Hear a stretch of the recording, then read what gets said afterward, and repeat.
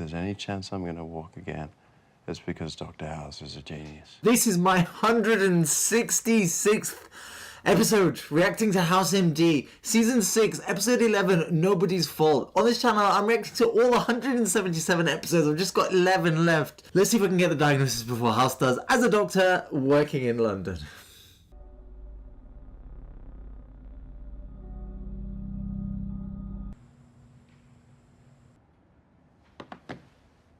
Officially convening disciplinary hearing. Who the hell are you? I'm Walter Cofield. I'll be deciding your fate today. Patient was a 32-year-old high school chemistry teacher. Collapsed while out jogging. He's paralyzed. Transverse myelitis. Boring.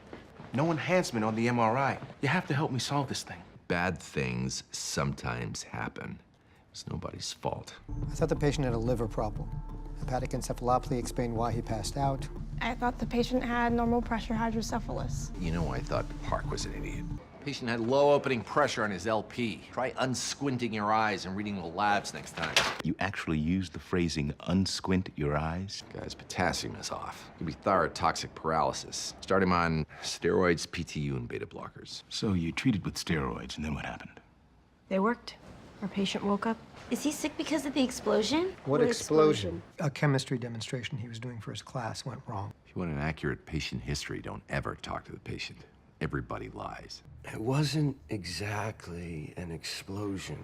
It was a controlled reaction. He had loss of consciousness, temporary paralysis. How many disciplinary hearings do you have to hold for one doctor for you to decide that maybe, just maybe, his license should stay suspended? I mean, House is clearly a genius, but he needs a less human-centric way to channel it. Maybe he can run autopsies or catch other doctors who break the rules, like Dexter, just with less killing. Our patient seems to be in a bit of a disaster himself, though, as a little chemistry demonstration seems to have gone wrong and his body inspired to self-destruct shortly after. He's picked up a loss of consciousness, temporary quadriplegia, coughing up blood, and low potassium. What could that mean? Well, we also know that he woke up shortly after the steroids. That indicates some kind of inflammatory process like autoimmune, potentially still infection, or maybe cancer could improve like this. I say infection because classically if you suppress the immune system, the infection gets worse. But the inflammation associated with them can go down to begin with first before they get worse, sort of like the calm before the storm. That matches fairly well what's happening here, since he first improved and then started coughing blood after being given the steroids. So what infection could cause this constellation of symptoms? I mean, the whole temporary quadriplegia thing really does narrow it down. If he was running, maybe he went barefoot, got something stuck in his foot, and picked himself up tetanus. That kind of fits. It's not perfect, but I mean, if they miss that, then he's going to be in big trouble, since the mortality rate of tetanus can be around 10% even with treatment. To be fair, that's an optimistic disease for House, so I'm going to go with tetanus for my first diagnostic guess. Let's get more clues. When I was told the patient coughed up blood, that things really started to get interesting. You found that interesting. Nobody move! He had on a what? Gas mask. You can leave when I have an answer. Might help if we need the question. How do we treat chemical burns inside the lungs? Aerosolized heparin! The heparin could cause the patient to bleed into his lungs even faster. House is brilliant. You chose me because you thought I'd have your back. It's not my job to get you out of it. You have a bit of a rash. Can you raise both your arms? Evidence pointed to psychosis. We caused it by giving him steroids. Together with the lung, it added up to Wegener's. Start the patient on high-dose steroids. If Adams is right, he'll spike a fever, get hypotensive, we can treat it. My theory accounted for all the medical outcomes. Did not account for the disobedience of my own team. I had to biopsy the rash while we're waiting. Get away from me! So who do you blame? Dr. Adams or Dr. Chase? Or both? Why does House love reinforcing the phrase, no good deed goes unpunished? All Chase and Dr. Adams wanted to do was get a biopsy of the skin rash to actually check the diagnosis, because that's what doctors are supposed to do. Then there they are, getting manhandled, and not in any good way. So if we add pathological aggression to paralysis, loss of consciousness, coughing up blood, and a low potassium, then what do we have? Maybe a medication side effect from pumping him with steroids. I mean, steroids steroids can even cause temporary episodes of psychosis, especially when given in high doses. Why then did he respond so well and even wake up to the first set of steroids, and the second set reset him from science class to octagon?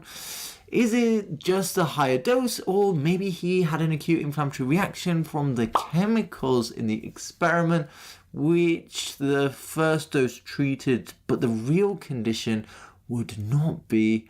So maybe we can rule out the potentially science-related issues like the coughing up blood and the unconsciousness, and that would leave him with low potassium and temporary paralysis.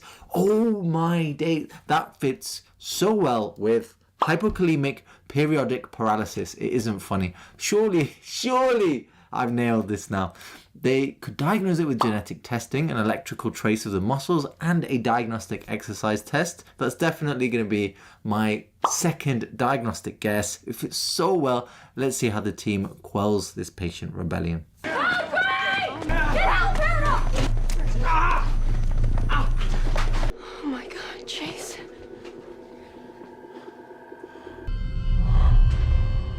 VOR, get it, Gurney. Start knifing. Got it. Which artery? It's his heart. Fortunately, only the knife tip reached the cardiac muscle. It could have been me on the floor. It should have been me. Blame me. Getting some Ecto B. Coming through! Good carotid pulse. How bad is it? It's bad. I can't take my finger out. He'll bleed. You gotta go for it. 2, 3. That's just holding. What was his heart rate? He's on bypass. Not Chase, the patient. You're DDXing? Chase didn't listen to me. We all knew a psychotic episode was one of the 3 possible outcomes. And Chase brought a scalpel. Lungs, rash, now excessive RR variability. Go. It's regulation. Shut up. You guys keep it down. You made it, bud. I can't feel my legs. Think you're up for answering a couple questions? Well, it's not like I can get up and run away. Who do you think was at fault for what happened to you, Dr. Chase? I don't think it was anyone's fault. If there's any chance I'm going to walk again, it's because Dr. House is a genius. What about post-traumatic syringomyelia?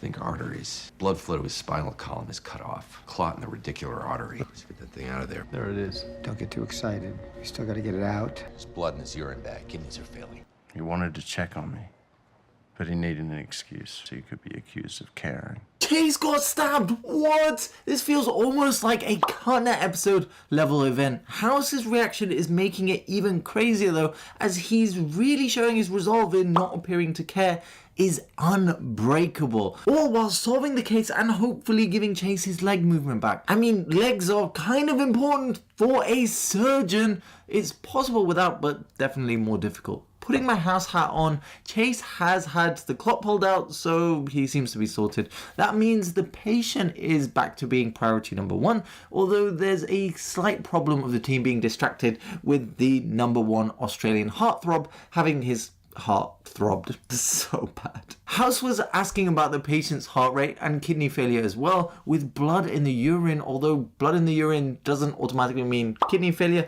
In fact, the fact there is even urine in the first place means that the kidneys are working somewhat, at least. But besides that, we have paralysis, loss of consciousness, coughing up blood, low potassium, kidney failure, and heart rhythm abnormalities. How can we fit all that together with his variables, steroid responsiveness, and the chemistry experiment?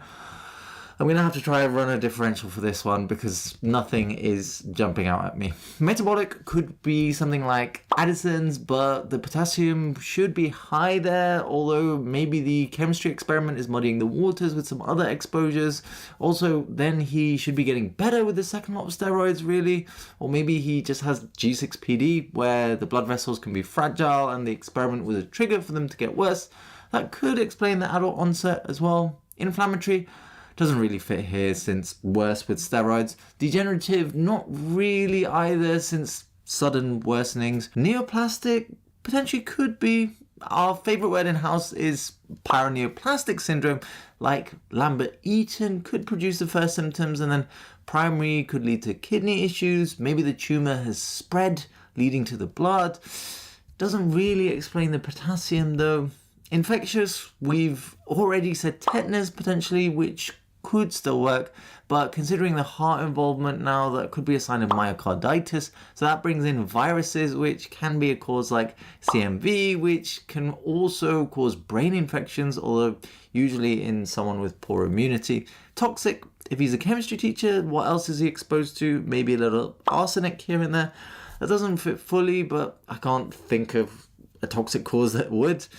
Of all of that, I think CMV infection seems most likely, so let's go with that for my third and final diagnostic guess.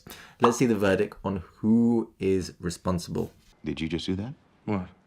Wiggle your toes. Do you feel that? I would do it again. You brazenly defied your boss. House created an atmosphere that promotes recklessness. Why don't you go tell the guy you're sorry? I didn't do anything wrong. It's not he's your friend. He's a coworker. Put the Vicodin away, Dr. House. That's supposed to be funny. 2 explosions. Hey, hold on! Hey! Your husband has a tumor in his lymph nodes. Explosion in the classroom caused the cancer cells to break open. It explains the paralysis, the bleeding, the heart and kidney issues, everything. Tell the new doctors he needs total body radiation and plasmapheresis. Move your cane, please. Dr. House is obviously brilliant.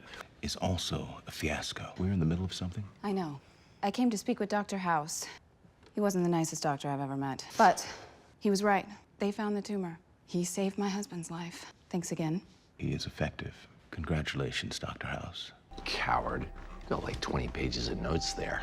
You're gonna send me back to prison. The fact that her husband's gonna live does not change whether or not I did the right thing. How'd you get the firing wire into the Vicodin bottle without me noticing? They're wrong. I'm sorry. Anything else? Kind of busy.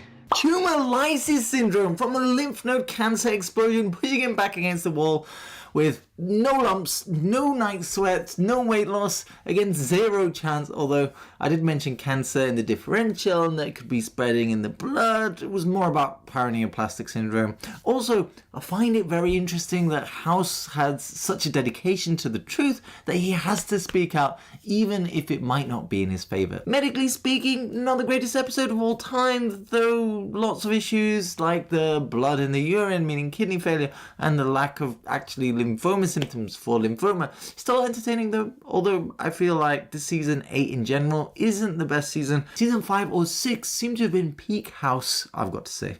So this episode gets 8.1 out of 10 entertainment, 6.5 out of 10 accuracy, 6 out of 10 diagnosis. Watch the previous episode here if you missed it, because the team need to find out why a girl has run away from home.